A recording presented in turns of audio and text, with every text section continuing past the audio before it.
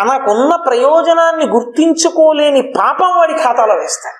సర్వ సంపత్కరాయచ, వాళ్ళకి ఎప్పుడెప్పుడు ఏ సంపత్తి కావాలో ఆ సంపత్తినంతటిని అనుగ్రహించి దానితో పాటుగా సర్వ విఘ్న వినాశాయ, వాళ్ళు ఏదైనా కార్యాన్ని తలపెడితే ఆ కార్యము సక్రమంగా జరగడానికి అనువైనటువంటి రీతిలో విఘ్నములు తొలగిపోగలిగినటువంటి ఈశ్వరానుగ్రహాన్ని సర్వ విఘ్న వినాశాయ నింబకం దళభక్షణం, నింబకం కుసుమభక్షణం.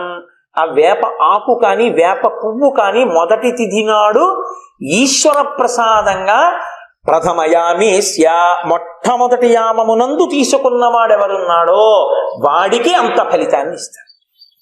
8ంటికో 9ంటికో లేచి టీవీ చూస్తూ తిన్నానండన్న వాడికి ఇవ్వరు. శ్రద్ధ కలితా సిద్ధి యయా వస్తూపలభ్యతే, నువ్వు ఎప్పుడేది చెయ్యాలని ఋషి చెప్పాడో అప్పుడు నువ్వు చేస్తేనే ఇస్తాడు. నువ్వు ఏ సమయమునందు ఏది చెయ్యాలో అది చెయ్యాలి. అందుకు కదా కాలాన్ని పట్టుకున్నాడు నిత్య నైమిత్తిక తిథులుగా అని నేను మీతో మనవి చేశాను. కాబట్టి వీటిని పుచ్చుకుంటారు.